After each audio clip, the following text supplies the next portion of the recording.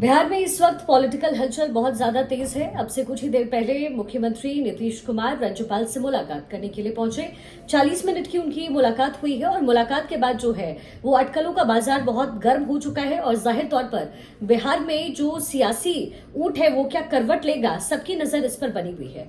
हमने आपको पहले भी बताया था कि नीतीश कुमार दरअसल करना क्या चाहते हैं। नीतीश कुमार के एजेंडे में क्या है?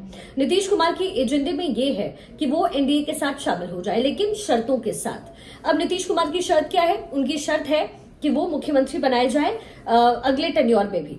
तो इसमें विधानसभा भंग होने की उम्मीद है बिहार में। और चूंकि राज्यपाल से उनकी जो ये मुलाकात हुई है उसके बाद अटकलों का बाजार गर्म है, क्योंकि जो बहुत सारे विधायक हैं वो जाहिर तौर पर नीतीश कुमार के खेमे में है। और कहीं ना कहीं ये बताया जा रहा है कि जेडीयू के जो तमाम नेता हैं वो नीतीश कुमार से नाराज चल रहे हैं और उसकी वजह यह है कि ये जो गठबंधन में यानी इंडी गठबंधन में नीतीश कुमार शामिल हो गए हैं अपने पार्टी के नेताओं के साथ, उसकी वजह से अंदर खाने कहीं ना कहीं कंफ्यूजन की स्थिति है। और कंफ्यूजन की स्थिति होने के साथ साथ जो थोड़ी नाराजगी है वो है। तो अब नीतीश कुमार के पास क्या ऑप्शंस बचते हैं? नीतीश कुमार के पास ऑप्शन है कि वो एनडीए में एक बार फिर से पहले की तरह शामिल हो जाए, क्योंकि इंडिया गठबंधन में बहुत ज्यादा तवज्जो उनको मिल नहीं रहा। अब जब बहुत ज्यादा तवज्जो नहीं मिल रहा है तो जाहिर तौर पर नीतीश कुमार को कुछ तो करना होगा। तो वो सोच रहे हैं कि कहीं ना कहीं एनडीए में शामिल होने से उनको सियासी फायदा होगा। लेकिन बीजेपी भी इस समय अडिग है। बीजेपी कह रही है कि अगला मुख्यमंत्री बिहार का नीतीश तो नहीं बनेंगे, तो नीतीश को केंद्रीय मंत्री बनाने का कॉन्सेप्ट, इस पर बीजेपी इस वक्त विचार कर रही है। तो 40 मिनट की राज्यपाल से जो मुलाकात इस वक्त नीतीश कुमार की हुई है, कहीं ना कहीं टेम्परेचर बिहार में हाई है और खून जो है वो हाई हो गया होगा, जो पारा है वो हाई हो गया होगा लालू प्रसाद यादव का। क्योंकि कहा तो अपने बेटे को मुख्यमंत्री बनाने के ख्वाब संजो रहे थे लालू प्रसाद यादव। अब ऐसे में आखिर बिहार में होगा क्या, नजर सबकी लगातार बनी हुई है। क्योंकि प्रधानमंत्री मोदी भी अपने 5 गारंटी के साथ और 5 योजना के साथ चुनावी मैदान में उतर चुके हैं।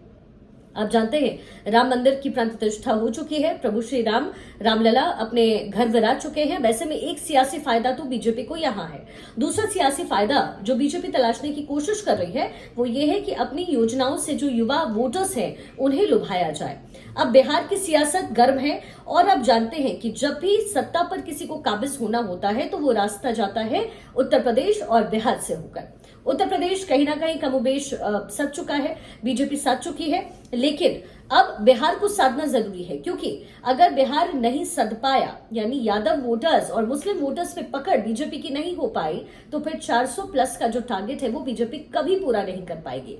ऐसे में नीतीश एनडीए के पाले में आएंगे ही आएंगे, बीजेपी के पाले में ही आएंगे और शर्तों के साथ आएंगे। और वैसे भी नीतीश के पास बचा क्या है? बिहार की राजनीति में उनका सुपड़ा साफ करने की कोशिश बीजेपी लालू प्रसाद यादव की पार्टी आरजेडी की तरफ से हो ही रहा है। और इधर जो नेशनल पार्टी है यानी नेशनल राजनीति में भी बहुत ज्यादा जगह, बहुत ज्यादा स्पेस नीतीश के लिए है नहीं। तो कमोबेश यही स्थिति है। 40 मिनट की राज्यपाल से जो मुलाकात है वो अटकलों का बाजार फिलहाल गर्म कर रही है।